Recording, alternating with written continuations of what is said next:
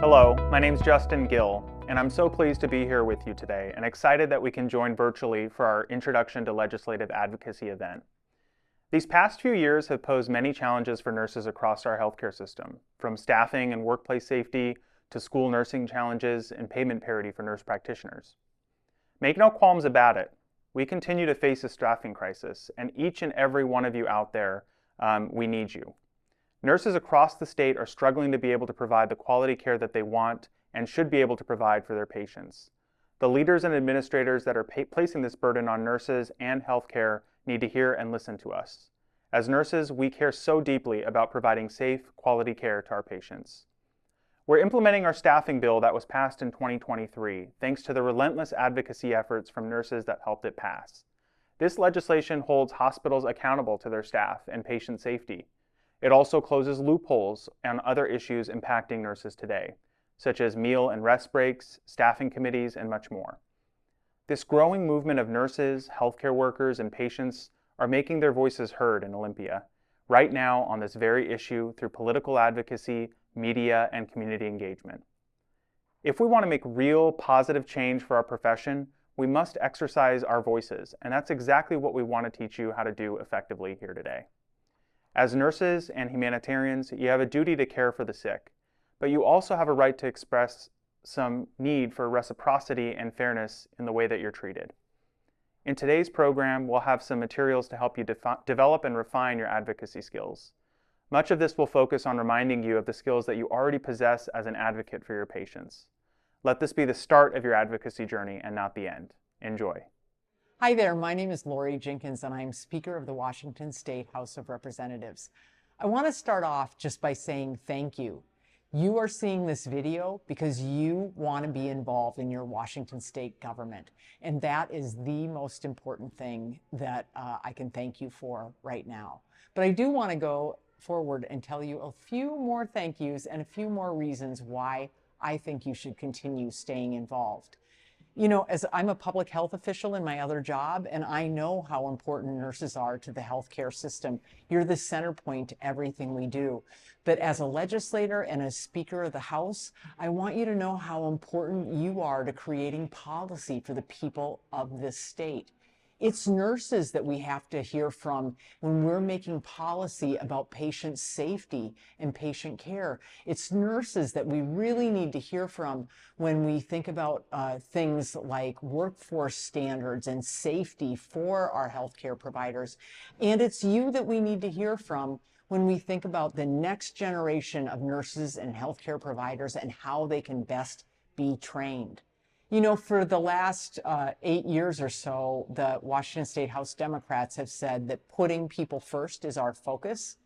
And I think it's really lovely to be talking to nurses because that is your whole life, your work life in particular, putting people first. So we are so aligned in this way.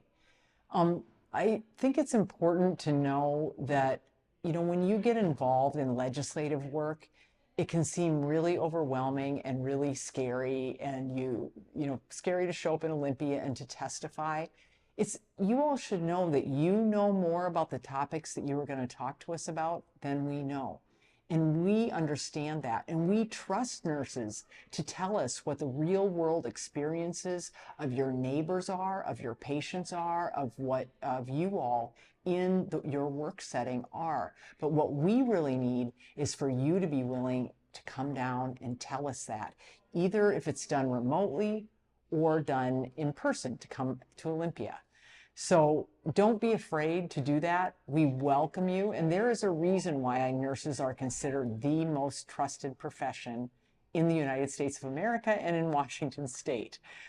It's because you take care of all of us, and we recognize that. So make sure that you understand that when you come down and how honored we feel to have you there. Without you coming and speaking up, we lose not only your voices, but the voices of your patients. We don't want to lose that. That is the most important part about making good policy in Washington State, and the thing that one of the many things I think we share a commitment to. So in Olympia and in the legislative process, your voice is your strongest tool. And I need to ask you to use your voice. So go to your lobby day, come and talk to your elected officials, share your experiences, your knowledge, your education, what has happened to you in your community, in the places that you work. Make sure to ask questions when you have them, and whatever you do, don't ever feel worried about speaking up and telling us about your experiences, because those are the things that we need to hear. And my hope is that maybe someday some of you who are watching this video will decide that you want to serve in the House with me, but we'll talk about that another time. For now, make sure to use your voice. We have so much work to do, and I'm very, very happy to be doing it with you. Let's get going. Hi, and welcome to Introduction to Legislative Advocacy, brought to you by the Government Affairs team at WSNA. This presentation is intended for nursing students and nurses new to the concept of legislative advocacy and why it's important for nurses to be engaged. In this presentation, we'll cover the following material. Civics 101. What are the branches of government and the legislative process? 2025 session lay of the land, what we might expect to see in Olympia this coming legislative session. WSNA's legislative priorities for the 2025 session and what goes into determining what those priorities are, and why nurses should get engaged in legislative advocacy. Many of you likely studied some of this in civics classes or in social studies during your high school or middle school education. A quick Civics 101 reminder first. What are the branches of government and what does the legislative process look like? Our goal in covering this information is to level set and make sure everyone is familiar with what that process looks like. The definition of civics is the study of the rights and duties of citizenship. The legislative process is the one we use to influence public policy around issues that impact nurses. This is the process we aim to influence through the legislative advocacy as an idea becomes a bill and then ultimately passed into law. Civics 101, distinguishing between the federal and state levels. The federal branches of government are listed here. You have the executive branch, the legislative branch, and the judicial branch. The federal branches of government are very similar to actually Washington State's branches of government, which we will also cover. Here is a map of Washington State's 10 congressional districts. Each district elects one member to the U.S. House of Representatives, while the two current U.S. Senators, Senator Patty Murray and Senator Maria Cantwell, represent all people across all districts across Washington State. Do you know who your elected member of the U.S. House of Representatives? I do. In Seattle, I'm represented by Representative Pramila Jayapal in Washington, D.C., and in Congress. She also happens to be my neighbor and lives just a few blocks away. Here are the Washington State branches of government. As you can see, the setup is very similar to the federal branches of government, executive, legislative, and judicial. Similar to the federal level, we also have a Senate and House of Representatives. Not all states look exactly like this. For example, Nebraska is called a unicameral state and has 49 members in their legislature, and all of them referred to as senators, so they don't have a separate House Representatives and Senate. It's just one body. Here is a map of Washington State's 49 legislative districts. This map would lay over or under the state congressional map with boundary lines not necessarily lining up neatly. So as stated, Washington State is made of 49 state legislative districts. Each of these 49 legislative districts elects one state senator and 2 state representatives to represent them in the state legislature in Olympia. These are a few terms that you may hear when we talk about districts and their elected officials, either in this presentation or just overall. So a swing district is a district that swings from one party to the other in different years, determining which party has control. These are very critical when it comes to elections and then voting as well. Voting in the legislature. Congressional district, or CD, are districts that represent constituents at the federal level in Washington, D.C., and legislative districts, both of these we've covered, districts that represent constituents at the state level in Olympia. It's important to know which district you live in when attempting to influence policy. If you're looking to influence policy at the federal level, then you want to know what your congressional district is. If you want to know, if you want to know who to talk to about state policy in Olympia, then you look for your legislative district. Your district will tell you who you should direct your legislative advocacy efforts towards because they represent you and their respective bodies of government. If you have a phone, you can go ahead and pull it out and scan this QR code, and it will take you to this website. You'll enter your address, and it'll tell you your congressional district and your legislative district. What is the legislative process? Well, this is the process that people use in order to pass laws that govern the way we work. Just a few things to note on this slide. Washington has a citizen legislature, which means legislating is not their full-time jobs. They have to be able to take a leave of absence from their employment, January through March or April, every year in order to be able to be legislators and spend that time in Olympia. Many state legislators are business owners, attorneys, educators, farmers, retired, or even nurses. At one point, we had 9 nurses in the legislature all at once. Currently, we have 0 nurses in the state legislature. Just some food for thought for you young folks who might want to consider running for office one day. Another important thing to know is the state is required to balance their budget. There's no running deficits allowed. This particular issue is going to have a huge impact on the work we do in the 2025 legislative session due to the fact that at the beginning of session, we're facing an estimated $12 billion budget shortfall over the next 2 biennium, or 4 years. 1 biennium is 2 years.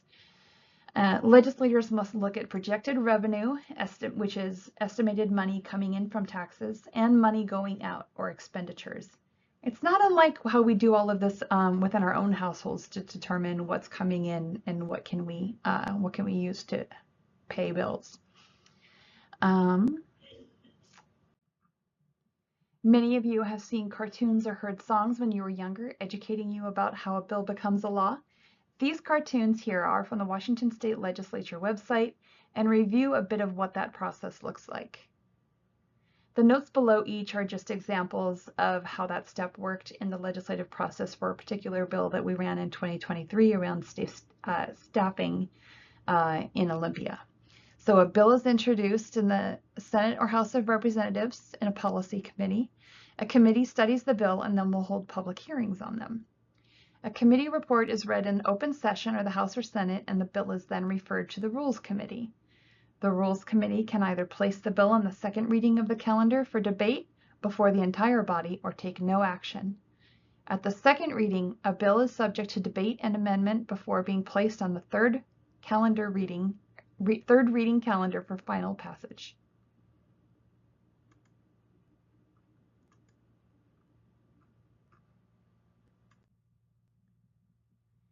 And then you have here, after passing one house, the bill goes through the same procedure in the other house. If amendments are made in one house, the other house must concur. When the bill is accepted in both houses, it's signed by their respective leaders and then sent to the governor. The governor then signs the bill into law or may veto all or part of it. If the governor fails to act on the bill, it may become law without a signature. Next, we'll talk a little bit about what we're anticipating in the 2025 legislative session and why.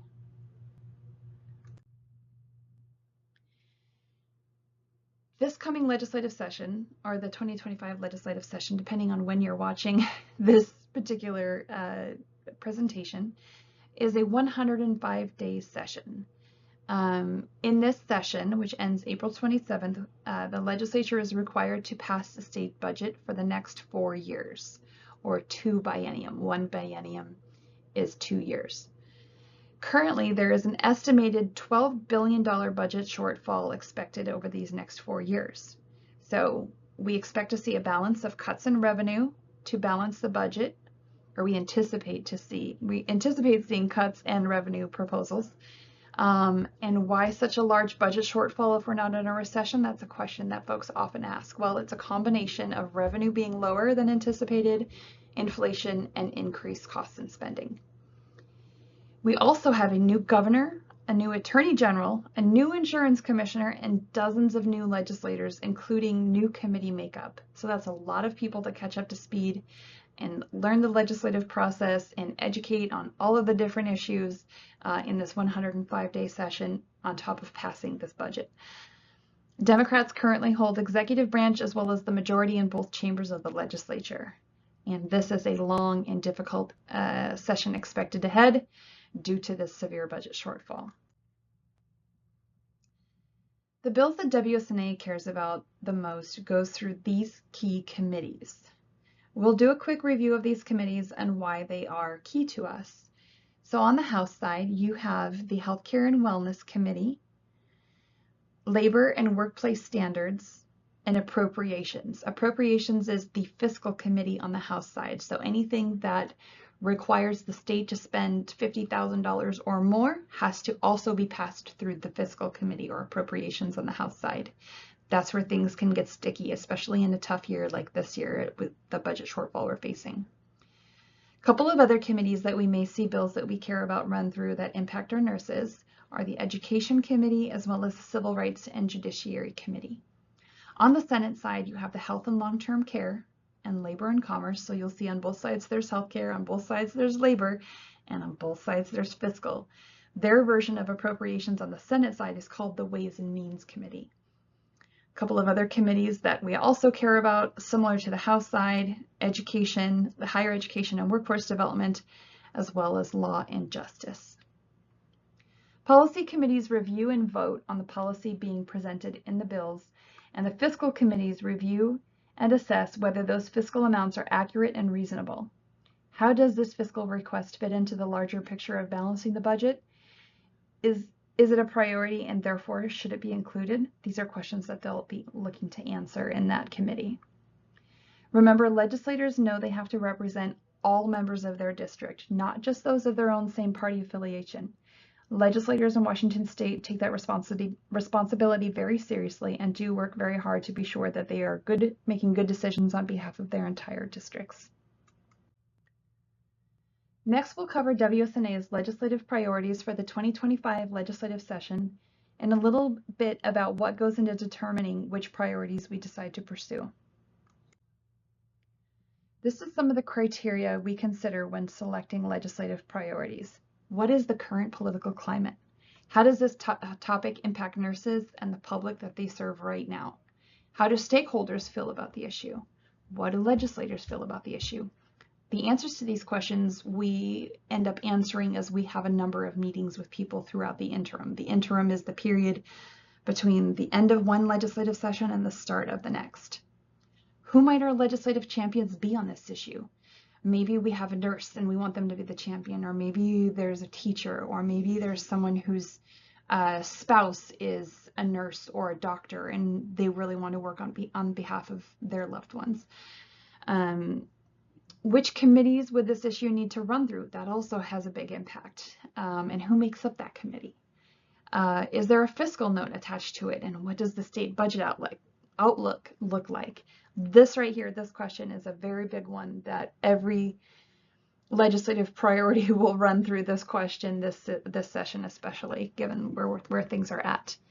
Historical context. Have others tried passing this and did it fail? Why did it fail? What happened? Political strategy. Is WSNA the right group to lead on the effort on this particular issue, depending on what the issue is? Is it more strategic to work independently on a particular issue or as part of a larger coalition? Who is your ideal legislative champion on this particular issue and why? So these are all questions that we look for the answers to over a period of months during the interim and on a number of different issues, sort of all at the same time. And then issue research and vetting. Has sufficient background research been conducted to substantiate the request? What kind of data can we share with legislators about the extent of the problem we're trying to solve? Here's a list of WSNA's 5 legislative priorities for the 2025 session. At the time of this recording, it's about mid-January, 2025, and some bills will have already been introduced, while others are still being discussed and have not quite filed yet. So that's why we might not have bill numbers for some, but we do have bill numbers for the others. You can visit our website at the bottom, the link at the bottom, at any point to receive the most up-to-date information on what's happening during session.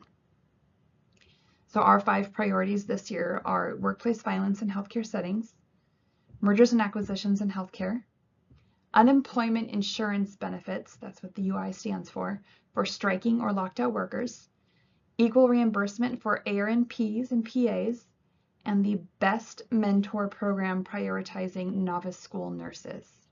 And we do that work on behalf of one of our affiliates, the School Nurse Organization of Washington, or SNO. First up, we have the workplace violence in a healthcare setting, which is HB 1162, Senate Bill 5162. In 2019, the legislature passed a law on workplace violence in hospitals requiring them to develop safety plans, safety trainings for employees, and an annual review of workplace violence-related incidents. This work is carried out by workplace violence or safety committees. Our proposal would take the work being done by these committees to the next natural step by requiring a more regular and detailed review of the workplace violence incident-related data by the committee, as well as required reporting of this data within the committee and annual updates to the safety plan based on this regular review of data. Our focus is on prevention, and our goal is to move the needle on workplace violence, as it has only been trending upward steadily over the last several years. This is just one step that is part of a larger body of work that needs to be done around this very complicated issue of workplace violence. And then to the right there, you'll see some statistics that certainly leave an impression on people when they read this. Next, we have mergers and acquisitions in healthcare. At the time of this recording, the bill has not been dropped yet. That should happen soon, so we will have an updated bill number once that happens. Mergers and acquisitions between healthcare entities are prolific in Washington state. Now we are seeing private equity move into the healthcare space. Data shows that these transactions have negatively impacted cost, quality, and access to necessary healthcare services, including protected healthcare services and overall healthcare affordability. Yet in Washington, these health entity consolidations receive minimal oversight, allowing large healthcare systems to dominate the market and dictate patients' access to care and affordability. Nurses have seen time and again that this results in a reduction of staffing, support, and resources, or the complete elimination of lines of services altogether. Our goal is to assure accessibility and affordability of services, and to ensure that mergers and acquisitions and contracted affiliations do not result in reduced access to quality, affordable care and services. Unemployment insurance benefits for striking or locked out workers, Senate Bill 5041. This bill is being led by the Washington State Labor Council, and WSNA as one of their affiliates. We are supporting this bill on behalf of our members this session. The bill was introduced originally in the 2024 legislative session, but did not make it out of the House, did not make it out of the Senate after passing the House. This bill would help level the playing field, discouraging economic hardship as a bargaining strategy, and promote good faith contract negotiations.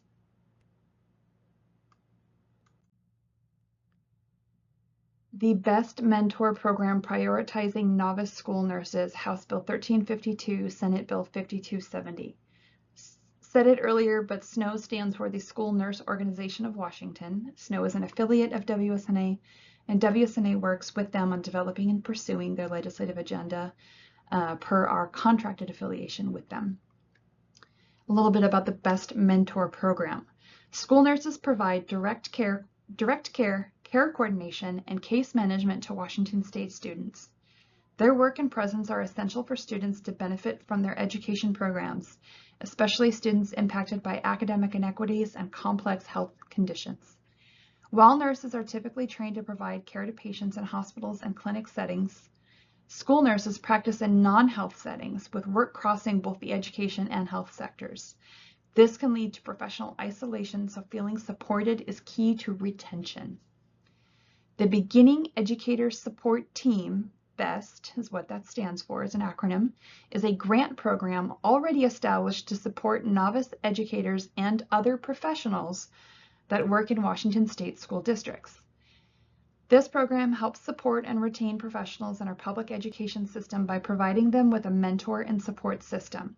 This legislation would direct districts that participate in the BEST program and that have a novice school nurse, meaning a nurse that has 3 years or less experience as a school nurse, to prioritize their novice school nurse for participation in this mentorship program. The mentorship opportunity will be available to all novice school nurses regardless of their ESA certification or size or class of district. The goal is to improve retention of school nurses and improve health services to students. Finally, equal reimbursement for ARNPs and PAs. House Bill 1430.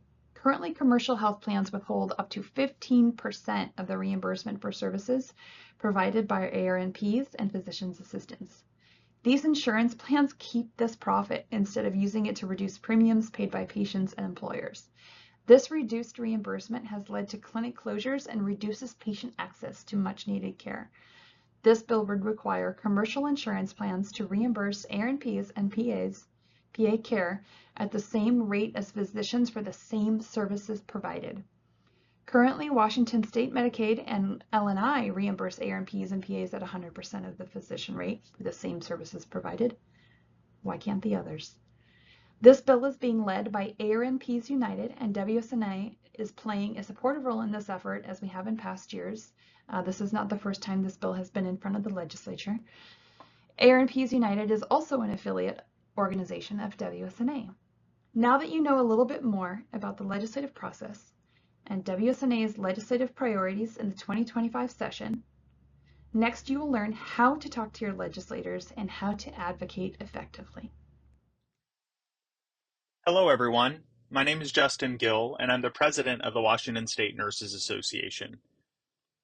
I'm excited that all of you are joining me today to discuss an introduction to legislative advocacy. Really, the goal of this presentation is to provide you with some skills and some thoughts to consider as you move through your journey of becoming an effective advocate. For many of you, you have had the chance to meet with your lawmaker or policymaker in the past, so hopefully this will serve as either a review, reminder, or supplement to some of the skills that you already possess as you've met with your lawmakers in the past. So what is the purpose of lobbying or advocacy?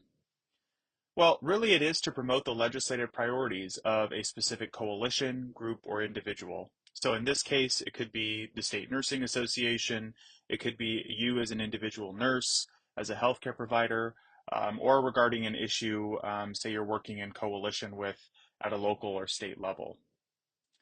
Really, the point is to assume that the lawmaker is not persuaded or fully aware of the issue. Your role is to develop the most effective way to persuade that policymaker. Lobbying plays a major role in policy development as well. Contrary to public opinion, I know that the word lobbyist oftentimes gets a negative connotation, but it really is that primary way that lawmakers learn about a particular problem. And you don't have to be a lobbyist in order to advocate as a professional nurse. Because remember, you are the expert. If we're not speaking on behalf of our profession and priorities, other groups will be happy to speak for us on our issues. So it's important that we're present, active, and focused when we meet with our lawmakers so that we can promote our priorities for our profession and our patients in an effective way.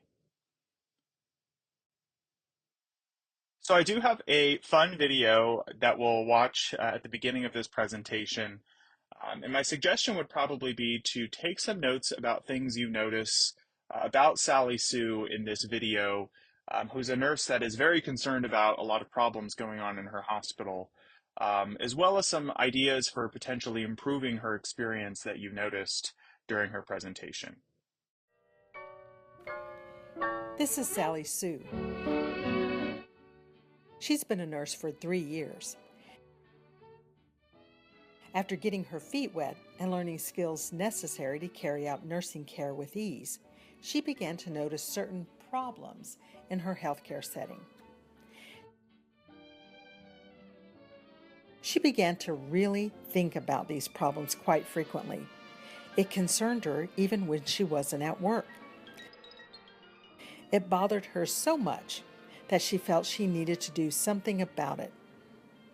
Finally, it dawned on Sally. She'd go to meet with her senator.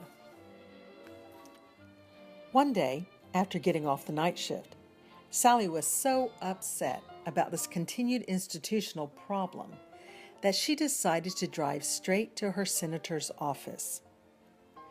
Sally went right into the office and asked to meet with her senator. Hi, I'd like to meet with Senator Jones to discuss nursing and patient safety. What's your name, ma'am? I'm Sally Sue from Central Hospital. Do you have an appointment with him? Well, no. Okay, let me check with him to see whether he can fit you in, okay? The staffer seemed a bit taken aback. I'll see you at the committee meeting then, okay? All right. Okay. Yeah, that works. Okay. Bye. Yeah, she can probably walk with me to the next committee meeting. That should work. Yeah. Okay, Okay. I will let her know. Okay. And I've talked to all my girlfriends at other Yeah. hospitals, and they say the same thing. Like, it's getting really, really bad. Yeah. Okay. Well, is there a bill number for this, or is there any kind I don't know if there is, but if Okay. there isn't, there should be. Okay. All right. The staffing is really bad. Okay. The patient safety, like, Uh-huh. there are just so many problems. I see. Okay. We really need you to help Senator Jones. And Well, I could go on and on. And I hear you. Let me just say. Yeah, this is my floor. I actually have to go to my committee meeting. Okay. Feel free to leave your information with Winnie, and we'll try and get back to you as soon as we can. Okay. All right. Well, thank you, Okay. and I will Thank you. definitely Take talk. care. Thank All right, you. bye. Oh, poor Sally. Her heart was in the right place. She cares about her patient's safety and about the profession of nursing. But that went wrong. Really wrong. What do you think Sally could do to have a better next meeting with her senator next time?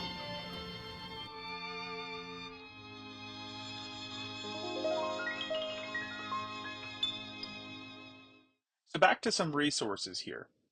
The Washington State Legislature has some helpful tools to help you find your lawmakers and their information or committees. Do an internet search for the lawmaker to access their campaign webpage. This might have more helpful information on their background. Also, consider following them on what was formerly known as Twitter or X, Facebook, Instagram, or other public arenas. This can provide you with helpful information about who the lawmaker is, what issues they focus on, what their background is, so that way when you have that conversation with them or that communication with them, you can do it in the most effective way. Also, it's helpful to go to the website app.leg.wa.gov/district finder if you're not sure of who your lawmaker is and what district you reside in. It's important to know who both your state senator is as well as your state representatives in the House.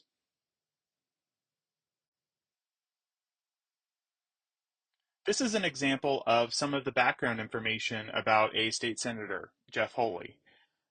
Knowing about their background, who they are as an individual, what role they play in their local community, can help you provide some, I guess you could say, pieces of information that would be useful and that might relate to their background a little bit better.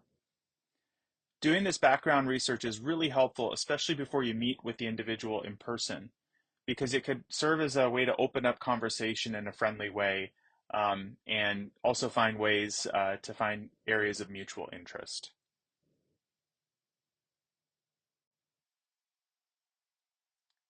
So now comes down to that piece of the pearls of persuasion. So when you are researching ahead of time, you want to ask yourself, who is your legislator? Where are they from? What committees do they sit on? Some information about their demographics, hobbies, or interests. What is their political party or philosophy? What is their WSNA voting record in the past? Other things you want to consider when discussing issues with your lawmaker are pieces of likability and personal connection. Is there a chance you might reside in the same city or went to the same school as that lawmaker? Do you have any similar hobbies or interests that you guys could discuss as part of an icebreaker when meeting first for a conversation? Offer to work with the legislator on other relevant issues in the district or related to your profession. This serves as a way of maintaining that connection to the lawmaker as you go about working with them on various issues.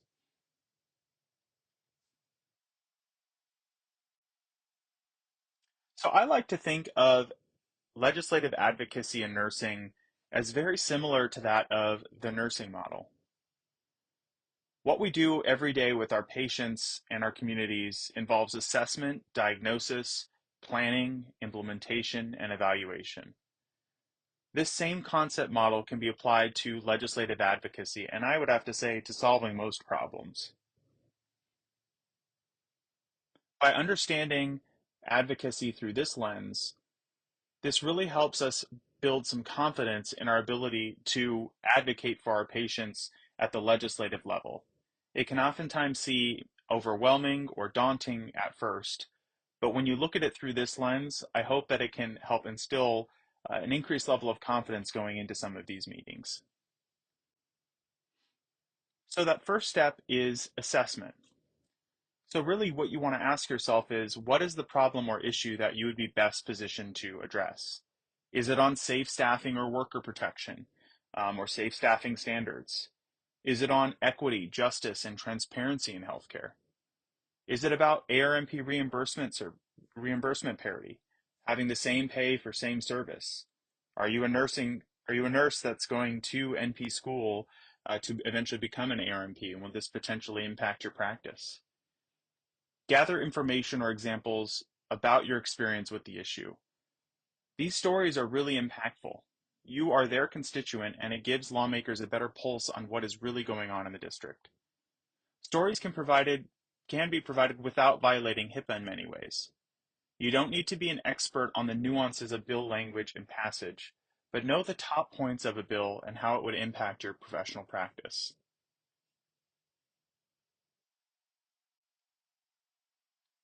The next step is planning.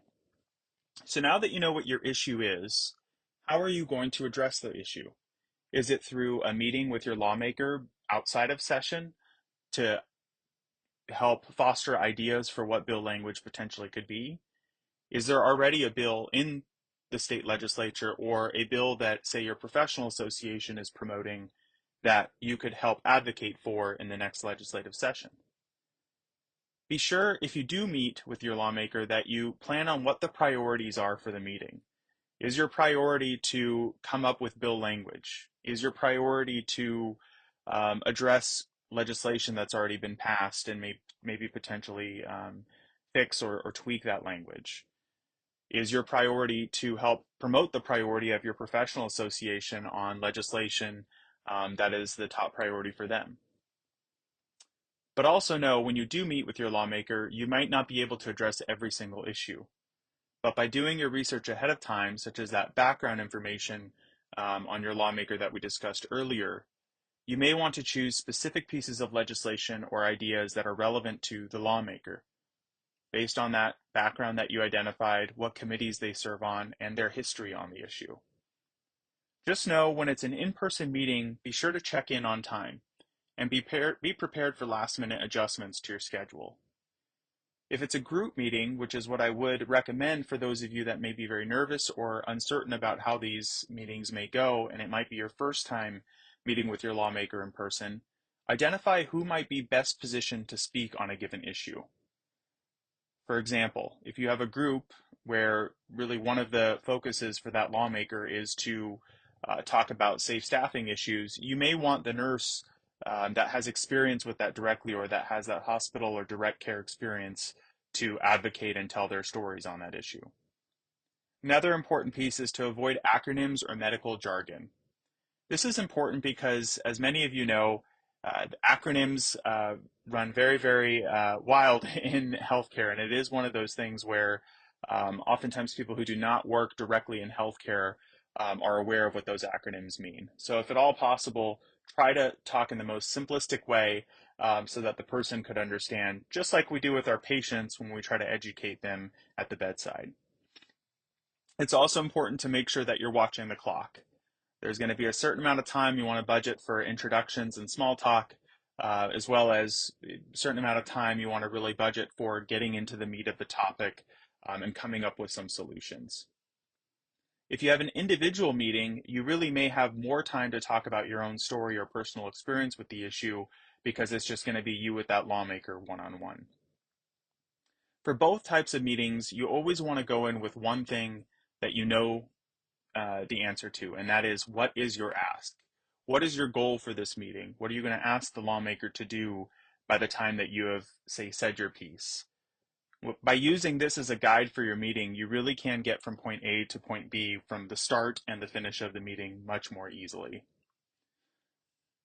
Below are some pictures or images that you can see that if you meet online with your lawmaker, which is a great new innovative way to connect with your elected representatives, that there might be more stringent parameters around time frame. And for example, in this case, the legislative assistant is kind of giving a warning about how much time is remaining.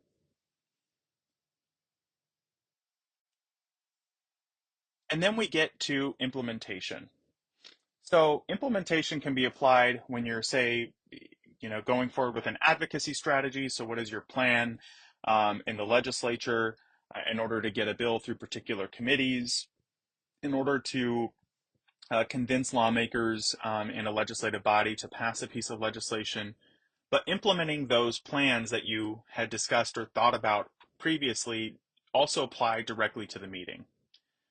You can plan a lot, but once you get into the meeting, there's variables that sometimes can kind of come in that can affect the flow and the timing of the meeting. Oftentimes, it can be tempting to engage in length at small talk that's not really relevant to the issue priority. Some lawmakers actually may facilitate this, especially if they're undecided on a particular issue. It's important to remember that you should find a way to transition to the issue priority that you're there to talk about. Try to establish that personal connection, but avoid too much of that small talk. It's also important to identify why it is that the issue is important to you and what can be done about it, and how that solution really would impact you positively, as well as people in the district. It's also important to thank the lawmaker at the end of the meeting. Their time is valuable, just like our time as an advocate. And they do have other meetings that they have to get to. And the fact that they are present, or their legislative assistant is there and present to hear you out on your thoughts on a particular issue is important. One other thing that I would also make sure that I encourage is offering to be a resource for that lawmaker. Healthcare issues are very broad and vast, and oftentimes lawmakers that may not have a background in healthcare directly may want input from stakeholders. By offering to be a in-district local resource for that lawmaker, you can help build rapport, and that rapport can go a long way for developing new pieces of legislation that affect other issues as well in the future. It's always better to build a bridge than to burn one.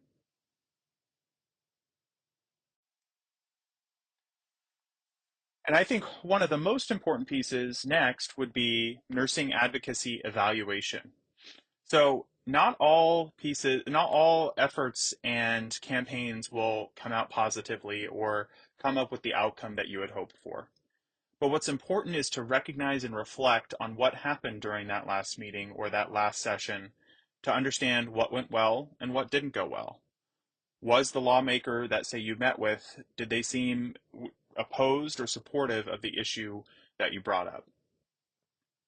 It's also important to follow up with WSNA and provide feedback about the meeting. This will help WSNA plan throughout the session so that they know who to follow up with, which questions to answer, and also develop a better strategy for success for pieces of legislation. Just know that your skills and confidence will improve with each meeting. I still remember the first time that I met with my lawmaker, and I was terrified and extremely nervous. But by the end of the meeting, and I did meet with other nurses who had done this before, I felt passionate about the fact that I could actually make a difference and also positively impact the trajectory of a bill with just my story. So know that, remember, you are the expert in this situation, and that your story can have a much more impactful influence on how an issue moves forward through the legislature, because that's what lawmakers want to hear and want to know when it comes to the impact of legislation.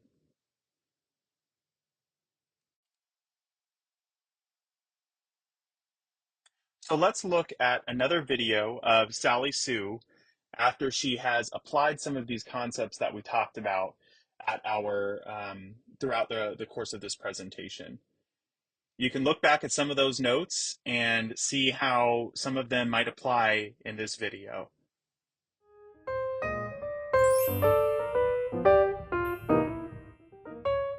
This is Sally Sue. She's been a nurse for 3 years. After getting her feet wet and learning the skills necessary to carry out nursing care with ease, she began to notice certain problems in her healthcare setting.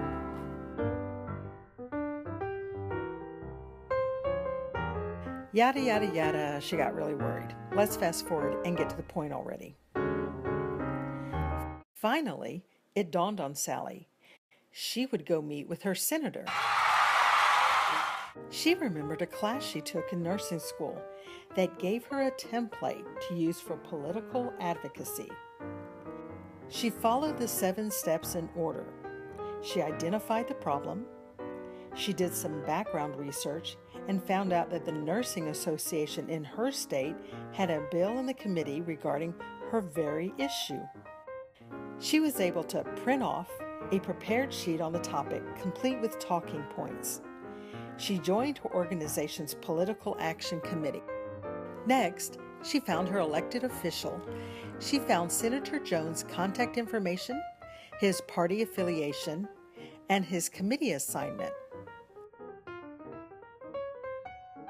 She found out that Senator Jones' daughter-in-law was also a nurse.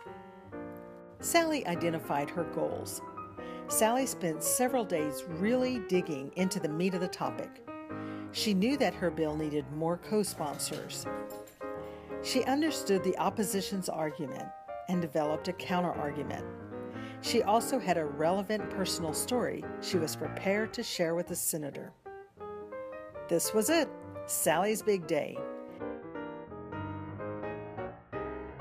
Hello, I'm Sally Sue from Central Hospital, here to meet with Senator Jones. Hi, I'm Winnie. Nice I to am meet you. assistant for Senator Jones. I have healthcare issues for Senator Jones. Oh, perfect. Okay, I'm going to check with him, okay? Okay. Senator Jones, this is Sally Sue, the nurse from Central Hospital. Hi, Hi, nice to meet you, Sally. Thanks for having me. Thank you for coming in. Feel free to take a seat. Thank you. Do you need any water or anything? No, I'm good. I'm good. Okay. Again, thanks for coming in today. Winnie told me a little bit about yourself and when you were making the appointment and that you're a nurse. And I just want to say thank you for what you do. Nurses do amazing work. And actually my own daughter-in-law is a nurse in the ICU. I think it's at Central Hospital. That's fantastic. Yeah, she does amazing work. 12-hour shifts. That's really difficult. That is a tough job. It is, but she's really passionate about it, and I really support her in that. Well, I share your daughter-in-law's passion, and that's why I'm here today. But I do have some concerns about things I'm seeing at Central Hospital and other hospitals in the district. Okay, we'll make sure we want to take some details here. So here's what's going on. Sally went on to articulate the problem she and her fellow nurses faced. She stuck to her talking points, showed the senator and his staffer a few statistics, and provided them with evidence that was in an easy-to-read format.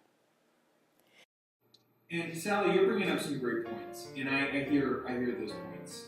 I do have to say I'm hearing something else from the Hospital Association and hospital administrators. Many of them feel like this is a local issue, and I have to ask, does there really need to be a law for this? I know that there's, that you guys have unions, you have collective bargaining agreements. Can't this be handled there? Well, that's a great question. But unfortunately, not all nurses in the state have unions representing them. Okay. It's district to district. Okay. And so, for example, truck drivers have mandated rest periods. That's true. To ensure public safety. Yeah. We're asking the same thing in this bill for all nurses to have mandated rest periods for public safety, for patient safety. It's what they deserve. That's a good point. This led her naturally to the ask. So, as you can see, there are some issues with patient safety, and we have some legitimate concerns. Right now, there happens to be a bill in the House that addresses these issues. It's House Bill 2399. Yeah. And what I would really appreciate is your support on that bill. Okay. And we would even like you to consider being a co-sponsor. Okay. Well, what do you think, Winnie? I think that's great. We are going to look at the bill and look at the data and get back to you. What do you think? Yeah, as Winnie was saying, I read legislation before I actually say definite yes, but we obviously have a serious problem here, and I'm glad that you brought this up. The bill, based off of what it looks like and the information you provided, I think I would definitely support it, and I would see myself co-sponsoring it. Well, thank you very much for coming in. I appreciate it. Thanks so much for having me. She was a voice for her patients and an advocate for the nursing profession. As soon as she got home, she promptly executed Step 6, the follow-up. Sally went to the next meeting of her nursing association and reflected on her meeting. They discussed how they might re-strategize for the future. She engaged her peers and encouraged them to meet with their representatives as well. Thanks to Sally's compassionate, caring personality and commitment to better health for all, she was able to make a difference in many people's lives. Sally did her research, was well prepared, and was very personable. Ultimately, she not only won over the senator's vote, but also secured him as a co-sponsor of her bill. Wow! Way to go, Sally!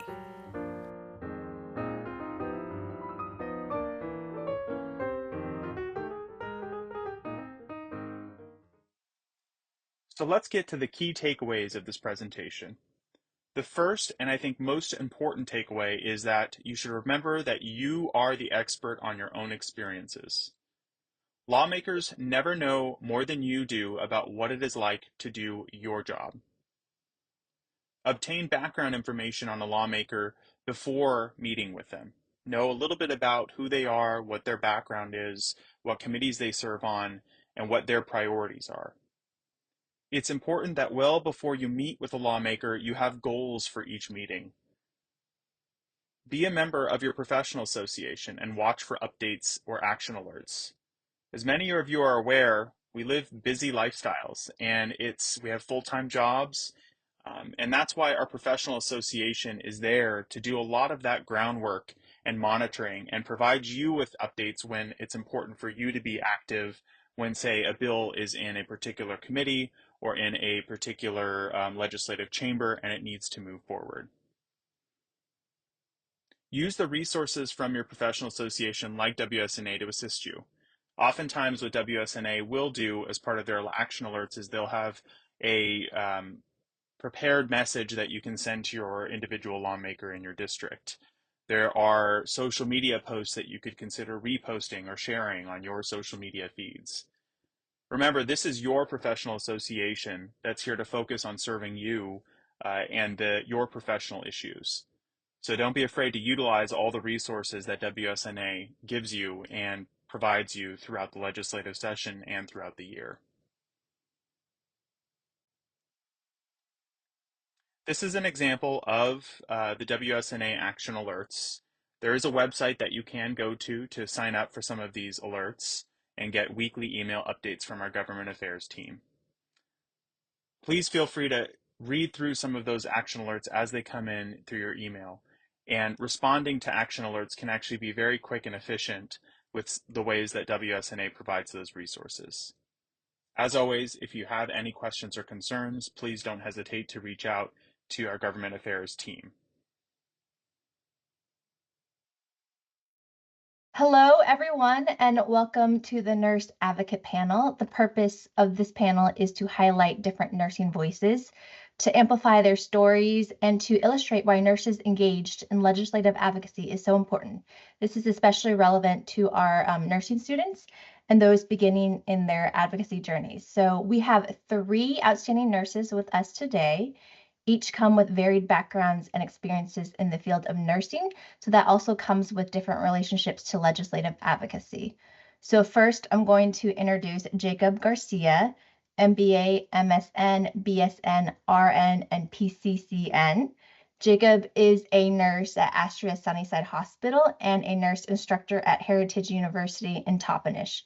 He is active in nursing issues, serving on the Labor Executive Council of WSNA, which oversees labor-related issues and strategies, and chairs the WSNA Political Action Committee, so our PAC, which serves as the political voice for nurses in Washington State. Jacob's labor and healthcare roots run deep. His late grandmother organized migrant workers in California alongside Cesar Chavez and later helped found a community clinic called La Clinica, which still runs today as part of Tri-Cities Community Health. So welcome, Jacob, and thanks for your time. Next, we have Rosa Potts, BSN RN. Rosa was a clinical nurse educator and now serves on the WSNA PAC board. As a clinical nurse educator, she helped implement various nursing policies, such as the social drivers of health, or SDOH requirements for nurses, and connecting patients to outpatient resources. Rosa has experience in engaging with student nursing associations and legislative advocacy and PAC activities when she was a nursing student in Florida, and then also early in her professional career in Georgia. So she brings that depth of experience to our PAC board and to WSNA. So thank you, Rosa, for being here with us as well. And then rounding out our panel is Nicole Klein, PhD, RN, NCSN, and CNML. Nicole is a sexual and reproductive health clinic supervisor at Public Health Seattle King County. Nicole has been an advocate in the various roles she's held, serving at the Office of the Superintendent of Public Instruction, as a school nurse, and as a nurse supervisor at a hospital. So Nicole wants nurses, you all, to know that you can be an advocate at any point in your life. It's about showing up and doing the simple things, like, for example, knowing your legislative district or who your legislators are, that can really make a difference in the profession and for your patients. So Nicole is also a member of the WSNA Board of Directors. So thank you, Nicole, and welcome. Without further ado, let's hear from our nurses, and I'm going to start with Jacob. Jacob, I just mentioned a little bit about your grandmother's roots in the labor movement. So how were you influenced by your grandmother at the beginning of your journey in advocacy? Oh, thank you for the question. I'm really excited to be here. And my grandmother was someone I really looked towards during my advocacy journey. My grandmother was a very involved advocate, helping those migrant farm workers, helping also solve a gap within her community within Tri-Cities by helping found La Clinica, which really helped with targeting the needs of migrant farm workers, their families, and anyone who was in need. She has been my inspiration and keeps pushing me forward when I think about all of the work that she has done. With this as a backdrop, I got involved early on in nursing school. I actually participated in our student legislative day, which we met with our senators, our representatives on Capitol Hill, advocating for policies and legislation that impacted me directly as a future RN or my patients directly. After my nursing school journey, I also continued to advocate on many different levels, such as in my department, within my hospital, at the state and federal level, and more specifically at the state level, on the Labor Executive Council, fighting for better nurse staffing for all of Washington State.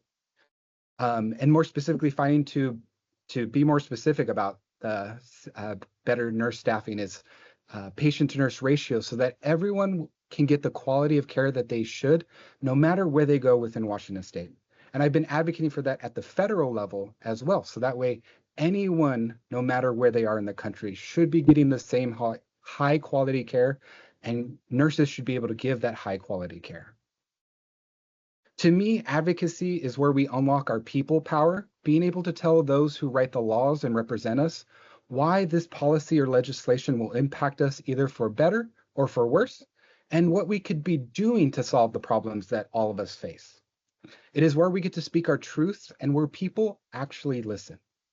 At the end, I hope I can help people like my grandma did, and this is why I'm really passionate about advocacy. Thanks, Jacob. And I love what you said about people power. So I'm going to turn it over to Rosa. So Rosa, I mentioned that you had a lot of experience with student nursing associations in Georgia and Florida. So do you have any comparisons or contrasts between your experience doing legislative advocacy in the South compared to here in Washington? Yes. In Florida, I started working on advocacy as a student, and although I wasn't a registered nurse yet, I was a registered voter, which is key. In Florida, as one of the younger participants at 30, it was noticeable that a lot of our politically active nurses were in their 50s and 60s and moving away from the bedside. So nursing students were able to bring technology like QR codes, the youth vote, and their experience within the community during clinicals. We were able to create a program, something called like a student liaison to different state nursing regions, and also for the different specialty organizations within the state. And then together we were able to collaborate on a lot of different nursing policies, even as students. So these spaces weren't only for the professionals, but also the soon to be new grads. And we didn't have to wait for more experience to begin that journey in nursing advocacy. So in Tallahassee, nursing policies were not prioritized as our political capital and membership was less than 10% of all of the nurses in Florida. So lobby days visiting, whereas it's fun here, it was a lot of nose holding because a lot of our legislators were folks personally that like, I could not stand this legislator and I know they will never support our policies, but because this is politics and it's the South, bless your heart, I will fix my face and be courteous when facing them. And you kind of notice it. It's taken decades for some of the Florida Nursing Association supported policies to pass. But certainly here in Washington, it's been amazing to see such diversity in culture and age in our active members and in our legislator. Connecting with local and state leaders has been such a welcoming experience. And a lot of it's been celebration of like recent political wins. So amazing to see what an active membership and an engaged membership can really do. And legislators are actually happy to work with you. WSNA's history of political relationships and strengthened policies has led to great outcomes for nurses and patients in comparison to the South. There's a reason why when nurses relocate here, they refuse to go back. So just something to consider. What the nation does have in common, though, is the fact that advocacy is work.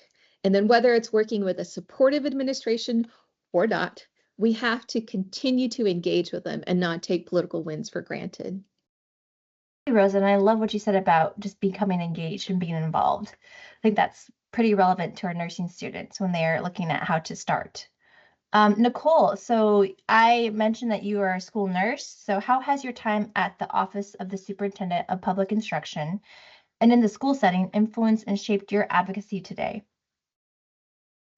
Thanks. I first want to point out the fact of what Rosa said.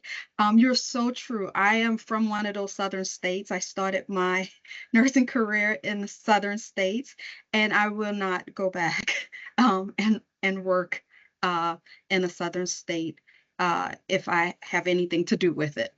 So I totally agree with that. Going back to your question, during my time in the school setting, I began to focus more on laws related to nursing in the K-12 education. This focus deepened when I moved to the Office of the Superintendent of Public Instruction, or OSPI, where I not only worked on laws affecting school health and personnel, but also collaborated closely with legislators. This experience shaped the foundation of my advocacy work. Additionally, during my tenure as president of the School Nurse Organization of Washington, or SNOIS, we acronym it, I worked hand in hand with lobbyists to ensure that legislative actions positively impact school nurses across Washington state. Great, thanks, Nicole. And now I want to pivot to a question more about how you apply your advocacy in your current roles that you have. So Rosa, as a clinical nurse educator, how has advocacy played a role in your job, and how do you incorporate advocacy in educating nurses? All right. So as a clinical nurse educator for a critical access hospital, it was crucial that I understood the needs of the really remote community on an island, but it was also important to know what resources the nurses needed to provide the best care. So this year, Washington State implemented began requiring SDOH assessments for all inpatients. And SDOH was the social determinants of health. And like many policy changes that fail, the rollout of this new process was rushed with little rationale and no input from bedside nurses on implementation. So of course it failed, and our department failed in assuming that like, oh, this is just a simple add-on. And we totally missed the fact that there's potential moral distress for everyone involved. Discussions on privilege, abuse, food insecurity, community, and safety can't just be yes or no check marks. If nurses are tasked to get these sensitive assessments, they want resources to implement right away. So if someone tells you, they just recently lost their home, their partner is abusive, they have no friends, and they're always hungry, you can't just say, hey, our part-time case manager will be back on Monday, so just wait until you hear from somebody. No, nurses needed to know that we actually had real resources, local resources, and that they were going to be available and accessible. So as a first-generation primary English speaker for my family and community, I know how matching resources to needs can really change someone's life. So I helped in creating a class on asking sensitive questions, focusing on why nursing as the most trusted profession is tasked to have this conversation and assessment, how transformational this can be, and also how nurses can take action where needs are identified. So we ended up finding a smart phrase that could be used and added to the chart where, depending on how the patient responded for their individual needs, we were able to match that with an actual local resource. And then instead of waiting for whenever case management or discharge happened, the patient had access to it right away where they can start making connections right there in their inpatient rooms. So our bedside nurses knew that they needed more. And then through their advocacy, we were able to create a better patient experience. I love what you said about how advocacy extends beyond after a bill passed and including into implementation. So thank you for that. Nicole, overseeing clinics as a nurse supervisor, how does your advocacy play a role there? And how do you incorporate advocacy in the public health field, which is very important? As a nurse supervisor, I oversee staff providing direct services to vulnerable communities, ensuring they have the resources needed to deliver quality care. Advocacy within my organization is a key part of my role as I work to support my team and the community we serve. In addition to supervisory responsibilities, I serve as the union chair for my local supervisors union. In this capacity, I advocate for public health policies and practices that protect and meet the needs of our community's most vulnerable populations, ensuring their voices are heard and their needs are addressed effectively. Perfect. Thanks, Nicole. And I like how you mentioned how public health does impact patient care at the patient level too. Jacob, what does your experience as a nurse instructor teach you about shaping future advocates in the nursing field? I think this is a great question, and it's a super important one. Luckily, I've been pretty lucky at Heritage University because part of what we teach about is social justice and empowering our students to be leaders and be the changes that they want to see in this world. Because of this and my working at Heritage University, I noticed how important it is for our future advocates to be able to have a firm foundation that will only benefit their advocacy for themselves and for their future patients, as well as their family members that they may be taking care of. But you might be asking yourself, why is this important? This is super important because a lot of people give up on their voice or their advocacy to make change. Advocacy empowers you to speak up not just for yourself, but be the voice of the voiceless or those that don't feel empowered or are not empowered by our current systems, or in situations where they cannot speak up for themselves. And this is completely relevant to nursing. Being the voice of the patient, advocating for their wishes when everyone else is fighting against the patient wishes, is an important part of what we do. And this is even more important nowadays. Not to scare anyone, but our healthcare system is not sustainable in our current form. All is not lost. However, we need bold advocates to help shape the future of nursing and healthcare so that we can all benefit from a system that touches us all, whether we're young, old, healthy, sick. We all utilize the healthcare system and have family members that use the healthcare system. It is up to us to find solutions to the problems that we face and advocate for policy solutions at the state or federal level. For me, I have had recent examples of students who felt disempowered or felt like they didn't have a voice. And in my position and the trust that I've earned with my students, I was able to help encourage them, make sure that they felt empowered, let them know what steps they could take if they felt comfortable moving forward, and how this would follow them once they get their job as a nurse. Their ability to speak up to power everyone has, but not many people use. So you can either help make the change or keep silent and let things kind of passively happen to you.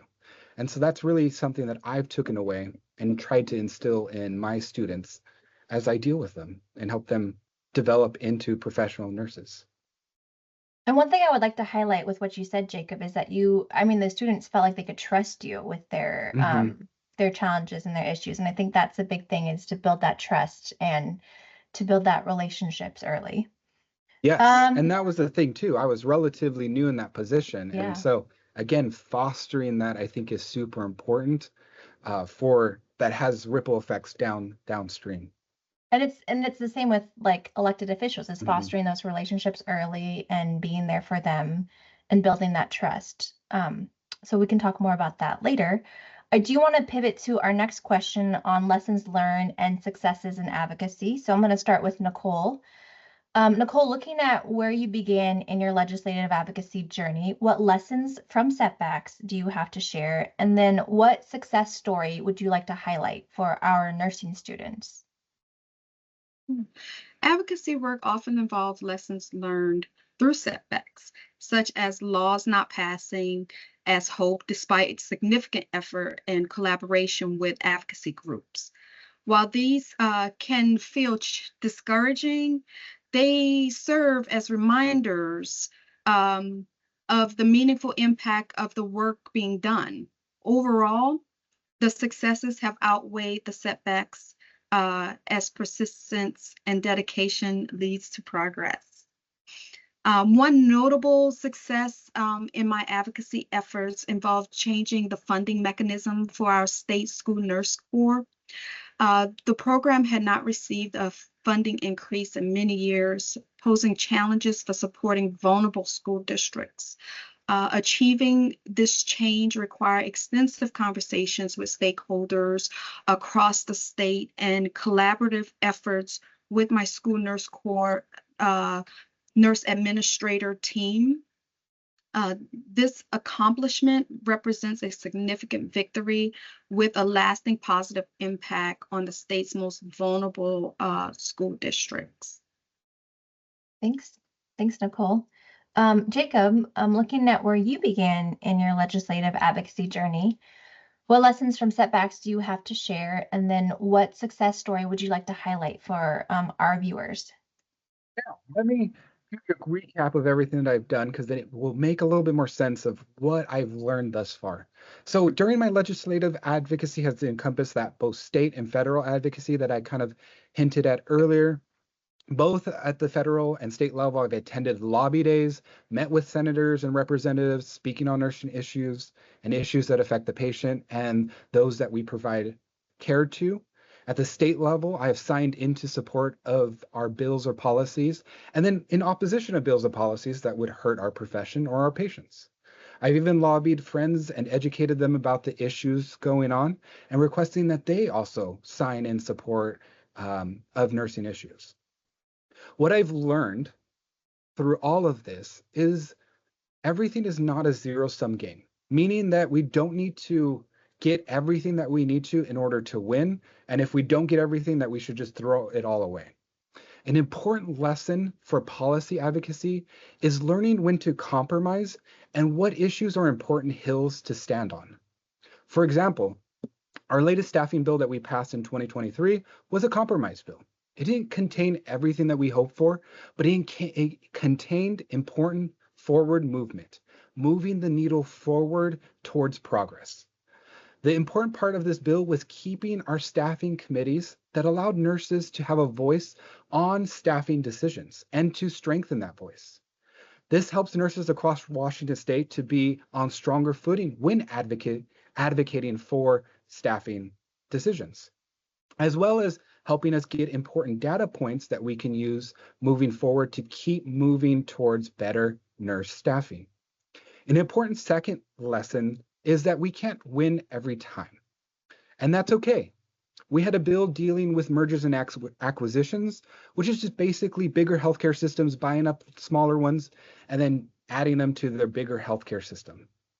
To me, this seemed like a no-brainer because this is actually the cause of increased healthcare costs, as well as these big system closing services that everyone uses, especially in those local communities, such as OB services, and a bunch of different services that they viewed as not profitable. However, we weren't able to get this across the finish line, so this was not a success. However, we learned a lot, and we learned that there might have been some unintended consequences with the way it was worded if this would have moved forward.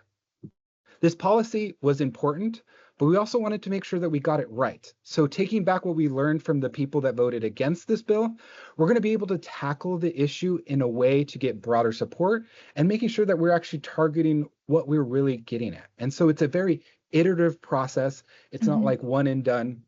And again, it's okay to not win because it gives us time to be able to improve to something greater. Yes, I totally agree with that. And like talking to people with the concerns for both of those bills and learning about what we can do better next time is very important when it comes to advocacy and especially legislative advocacy too. Rosa, looking back at where you began in your legislative advocacy journey, what lessons from setbacks do you have to share? And then also, what success story would you like to highlight for our nursing students?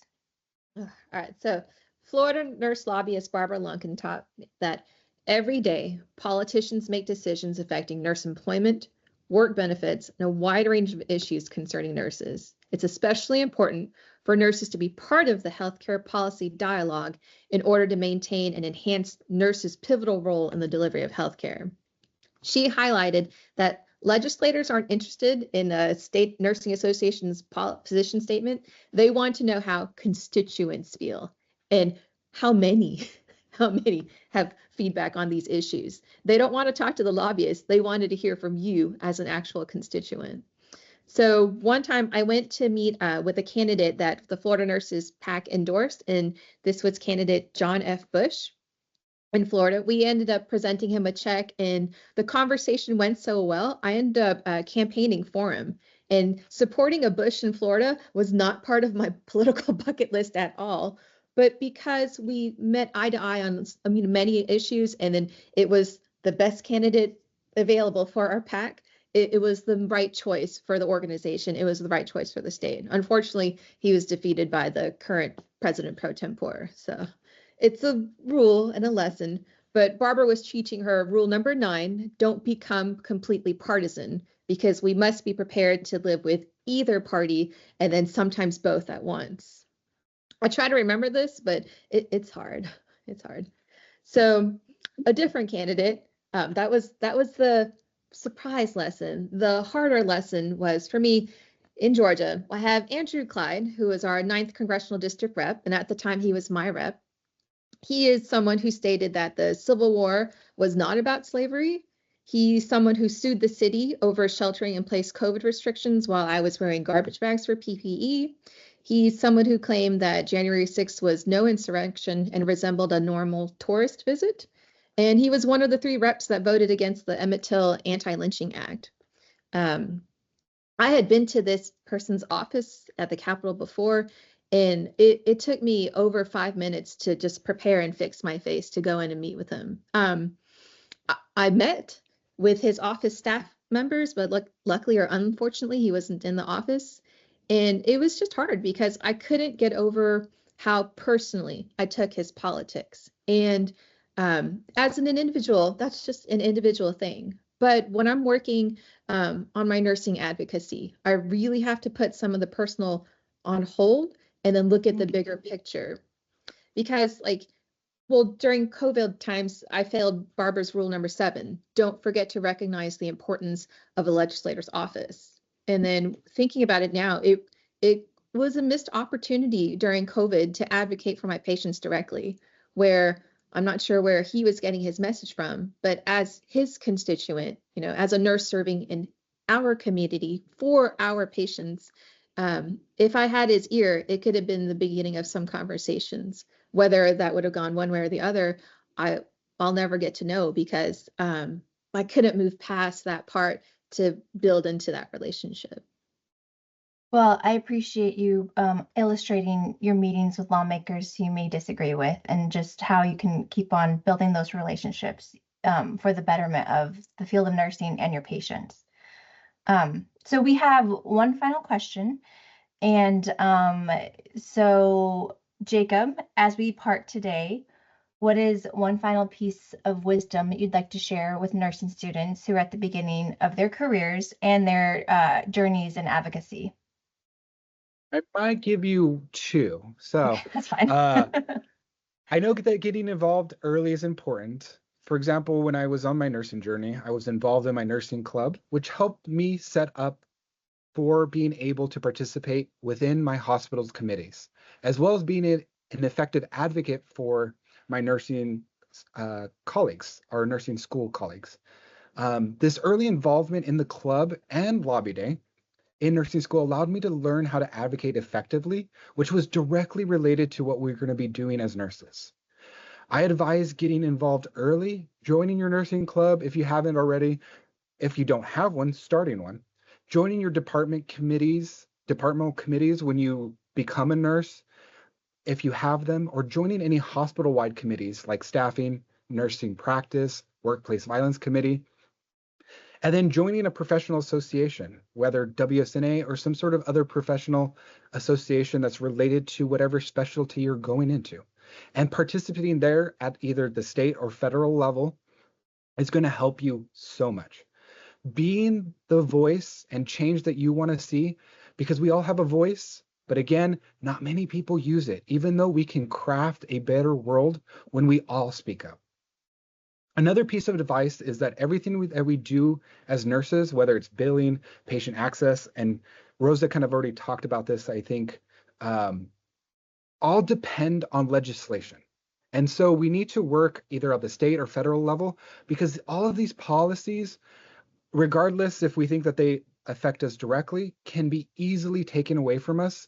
And we have the voice and our people power to call out bad policies or things that might have unintended consequences. Again, assuming best intent that maybe they're not trying to do something maliciously, but however, things sometimes have unintended consequences no matter their motivations.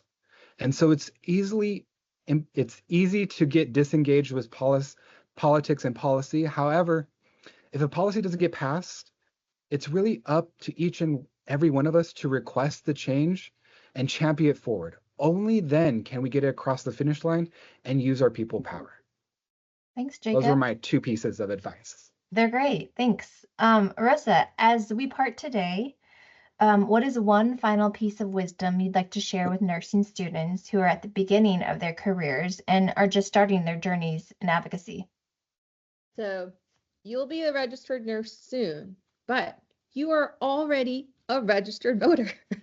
Even as a pre-licensure student, I had more healthcare knowledge than a lot of my legislator. And it's not just because it's Florida, it is Florida, but everywhere else too, you don't know what their professional background is. And then being a pre-licensure student with all your prereqs done, you already have a solid science background.